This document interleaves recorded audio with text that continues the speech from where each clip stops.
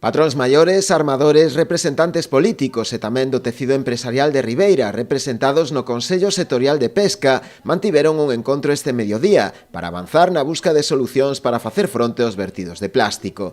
Dende Ribeira instan a todas as administracións con competencias a poñer todos os recursos necesarios para facerlle fronte a esta catástrofe medioambiental. Instamos a todas as administracións a poñer os recursos e o persoal suficiente para facerlle fronte a esta crise ambiental.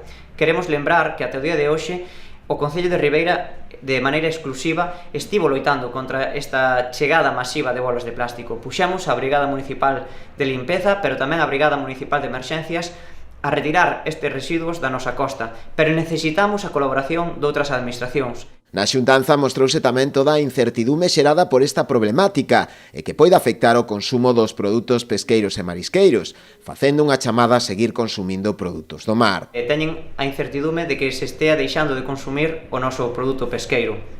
Dende o Concello de Ribeira facemos unha firme defensa deste sector do mar porque entendemos e sabemos que o noso produto é de excelente calidade. Por tanto, facemos un chamamento á poboación a que siga consumindo produtos do noso mar, produtos marisqueiros e pesqueiros da nosa costa, produtos galegos, porque teñen unha calidade extraordinaria.